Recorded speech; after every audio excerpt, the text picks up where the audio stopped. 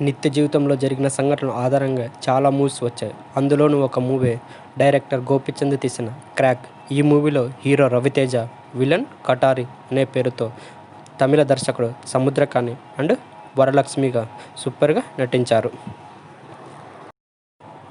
ఇది 1980లో ఒంగోలులో జరిగిన నిజ జీవితం. కటారి అసలు పేరు అద్దంకి కటారి కృష్ణ అని పిలుస్తారు. కటారి పుట్టి పెరిగింది ఒంగోలులోనే. తండ్రి వ్యవసాయం చేసేవాడు. కటారి చిన్నతనంలో గొడవలంటే చాలా భయపడేవాడు. కటారి చిన్నతనం నుంచి చదువు అంటే ఇష్టం లేదు. అందుకే చదువు మధ్యలో వదిలేసి తన 18 సంవత్సరాల వయసులోనే లారీ క్లీనర్గా చేరాడు. కొన్ని రోజులకే డ్రైవర్గా మారాడు. తర్వాత లారీ యూనియన్ లీడర్గా ఎన్నికయ్యాడు. కటారి లారీ యూనియన్గా ఉండడం చాలామందికి నచ్చలేదు. అందుకే 2 వర్గాలుగా విడిపారు. అందులో ఒక వర్గానికి నాయకుడుగాను కటారి, రెండో వర్గానికి నాయకుడుగాను నారాయణ అండ్ శ్రీను ఉండేవారు.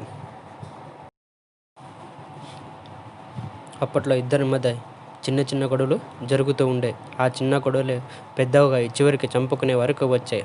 అప్పట్లో ఒంగోలులో ఆదివారం రాత్రి 8 గంటలకు కరెంటు పోయిందంటే ఎవరో మర్డర్ చేసేదానికని అందరూ అనుకునేవారు. ఆ గొడవలో కటారి ఫ్రెండ్ను నారాయణ చంపించారు. అది చూసి కటారి తట్టుకోలేక నారాయణ మనుషులను చంపడం మొదలుపెట్టాడు. గొడవల్లో కటారిది పేచేయి అయింది. దాంతో అతని పేరు బాగా పాపులర్ అయింది. ఒంగోలులో నవభారతి థియేటర్ అతనికి అడ్డగా ఉండేది. కటారి రెండవ భార్య అయిన జయమ్మ కటారికి అన్ని విషయాల్లో తోడుగా ఉండేది. అందువల్ల ఇద్దరు ఒంగోలులో బాగా పాపులర్ అయ్యారు.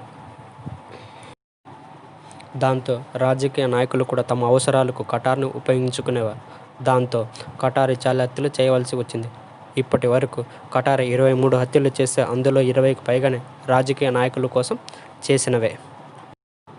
ఈ క్రమంలో ఒక హత్య కేసులో కటారి జైలుకు వెళ్ళవలసి వస్తుంది. ఆ సమయంలో తన రెండవ భార్య అయిన జయమ్మను శత్రువులు చంపుతారు. ఆ సమయంలో తన పిల్లలకు ఎవరు సహాయం చేయలేదు. బంధువులు కానీ ఎవరి కోసం జైలుకి వెళ్ళారు వారు కూడా సహాయం చేయలేదు. అది చూసి కటారి చాలా బాధపడ్డాడు. ఈ గొడవ వల్ల నా భార్య పోయింది, పిల్లలు అనాథలుగా అయ్యారు, నాకు ఏమీ మిగలలేదు, జైలు శిక్ష తప్ప అని కటారి జైల్లో బాధపడేవాడు. తాను జైలు నుంచి బయటకు వచ్చి రౌడీయిజం వదిలేసి ఇప్పుడు ఉల్లిపాయల వ్యాపారం చేస్తున్నాడు. అంతగా రౌడీయిజం చేసి రాష్ట్రంలోనే పేరు పొంది ఒంగోలును భయపెట్టిన కటారి మాత్రం ఏమీ సంపాదించుకోలేదు తన కోసం. అందుకే ఇప్పుడు మామూలు వ్యక్తిగా జీవిస్తున్నాడు. చివరిగా ఒక్క విషయం, గొడవ వల్ల కానీ రౌడీయిజం వల్ల కానీ ఏమీ రాదు. ప్రపంచాన్ని గెలిచిన అలెగ్జాండర్ కూడా తన చివరి క్షణంలో సంతోషంగా జీవించలేదు. అందుకే violence is the last refuge of the ఇన్కాన్ఫిడెంట్.